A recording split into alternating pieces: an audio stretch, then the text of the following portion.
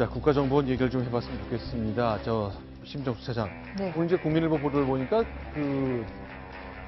예전에 드라마를 빗댄 최순실의 남자들 그런 얘기가 계속 나오죠? 네, 그렇습니다. TK를 대표할 수 있는 추모 국장, 그리고 우병우 당시 민정수석에게 직보를 했다고 알려진 추모 국장이 자기 수하를 뒀습니다. 1급에 있는 A 지부장이라는 사람과 그다음에 B 수사단장이라는 이 두 사람들을 자기 3인방처럼 측근으로 거느리면서 이 사람은 승진시켜라, 이 사람은 누락해라, 이런 정말 공직자들한테 이 인사정보라는 게 얼마나 중요합니까? 어쨌든 그걸 가지고 인사권을 무기로 전횡을 일삼았다, 이런 보도가 나왔고요.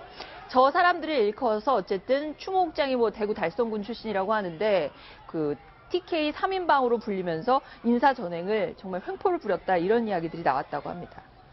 자, 실제로 최근에 이제 박지원 비대위원장도 이 인사 문제를 가지고 논란을 벌인 적이 있습니다. 내가 지적하지 않았었느냐 이렇게 얘기를 하거든요.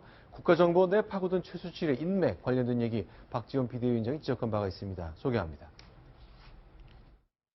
이 추국장에 대해서는 제가 맨 먼저 인사 발령을 받았을 때 불러 세워서 TK의 횡포를 해서는 안 된다 경고를 했고 본인도 그렇게 하겠다고 했습니다.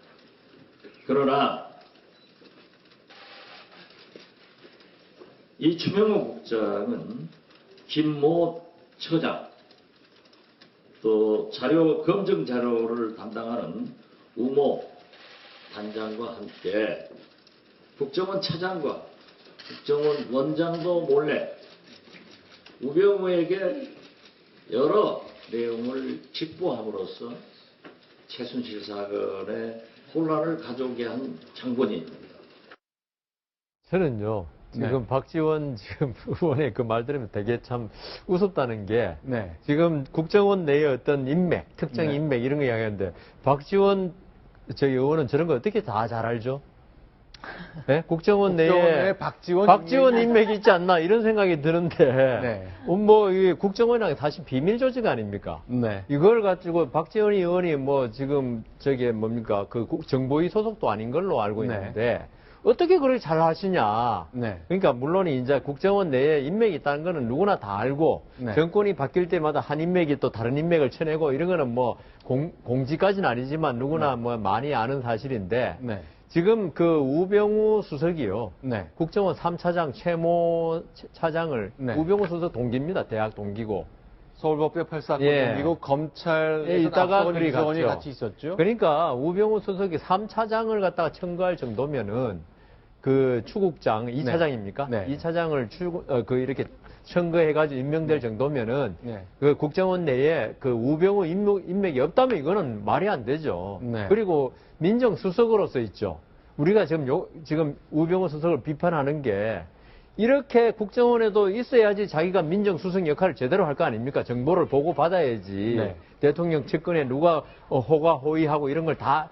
그런데 그 문제는 이게 이 사람들을 심어놓는 게 중요한 게 아니고 이 사람들을 이용해서 사적인 이익을 도모했다는 거죠, 결국은. 네. 그래서 제 생각에는 이 부분에 관해서 어떤 조치가 있어야 되는데, 과연 국정원의 밀행성, 비밀성상 네. 이게 과연 가능하겠냐. 왜냐하면 이 사람들 다 할 말이 있을 겁니다. 마치 우병우 수석 아들이 코너링을 잘해가지고 네. 운전사 됐듯이, 이분들이 물론 TK지만 전부 다 특장점이 있다. 이렇기 때문에 이걸 갖다가 금방 척결 하는 게 쉬운 일은 아닐 것이다. 네. 그런 생각이 드네요. 자, 우병우의 인맥, 그동안 좀 논란이 쭉 있었습니다. 지금 보이신 장면은 우병우 전 수석의 아들이군요. 네, 그렇습니다. 우병우 수석 코너링이 좋은 아들로 요즘 수식어가 따라다니는 오늘 전역하는 모습인데요. 9시 40분쯤에 서울지방경찰청 별관을 나와가지고 정문까지 걸어간 다음에 저 아들이 우병우 수석 집에 등록된 차가 5대라고 하잖아요. 굉장히 네. 고급차인데 포르쉐를 주로 타고 다녔다고 하는데, 오늘 대로변에 세워져 있었던 차는 제네시스, 국산이긴 하지만 굉장히 고급인 승용차였습니다. 대기하고 있던 저 제네시스 차량을 타고 굳은 표정으로 취재진의 질문에는 아무 답변을 하지 않고 네. 현장을 떠나는 모습이었습니다.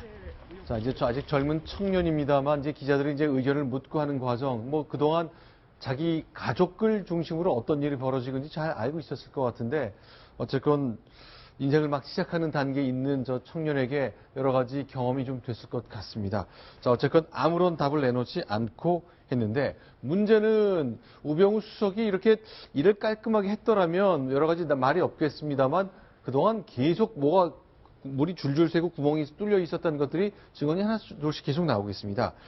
자, 김종 전 차관 관련해서 하나 보고가 됐지만 묵살했다 그런 의혹이 있는 거죠. 네, 그렇습니다. 민정수석실은 바로 공무원의 비위라든지 이런 것들이 있으면 빨리빨리 조사를 해서 조치를 하는 그런 역할을 하는 곳이죠. 그럼에도 불구하고 우병우 수석이 직무유기를 했다 이런 정황이 구체적으로 드러나서 엊그제 그 검찰에서 청와대 민정수석실 특별감찰반을 압수수색을 했는데 거기에 어떤 정황들이 있었냐 하면 지금 검찰에 구속된 김종 문체부 전 2차관이 2014년도에 비위가 있었다 이런 투서가 청와대에 들어왔습니다. 어떤 내용이었냐면 그러니까, 2차관 산하에 있었던 그 관할하는 부가 바로 체육이라든지 뭐 레저 뭐 이런 그 여러 가지 정말 알짜배기 부서들을 많이 갖고 있는데 체육인들이 영어 연수하는 어떤 대학이 있는데 그 대학을 A 대학에서 B 대학으로 바꿔라 갑자기 네. 느닷없이 지시를 합니다. 네. 이게 굉장히 뭔가 부당하다 이런 투서가 들어갔고 네. 그 과정에 뭔가 부정이 있었다. 그게 당시에 민정비서관이었던 우병우 민정비서관에게 보고가 됐는데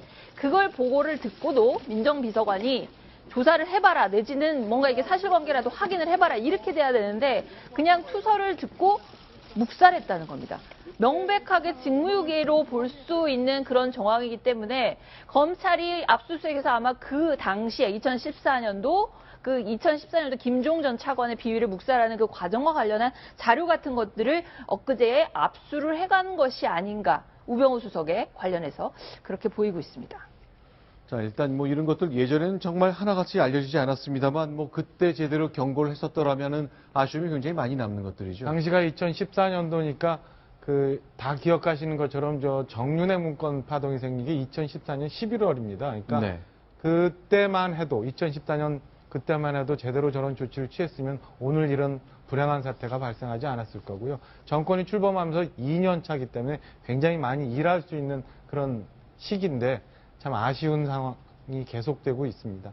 자, 박태환 선수 관련해서도 이제 협박을 한 것이 녹음이 그대로 되는 바람에 뭐 온 국민들이 다 알아버린 거죠. 실제로 박태환 선수는 이제 매형이 이제 저 항공산업에 종사하면서 여러 가지 대변인 역할을 해왔는데 실제로 이 계속된 김동차관과 박태환 선수 사이의 대화에 관해서 이제 언론에 얘기를 하고 있습니다. 그 한 대목을 저희가 소개해드리겠습니다. 그분이 말을 시작하고 나서 한 47분 녹음이 되었더라. 그 47분 중에 박태환 씨가 한 말은 그럼 저는 어떻게 해야 되나요? 요 한마디였는데 그럴 경험이 없었어요. 와서 정말 가족들이 회의할 때는 박태환 씨도 그렇고 가족도 많이 울었었거든요.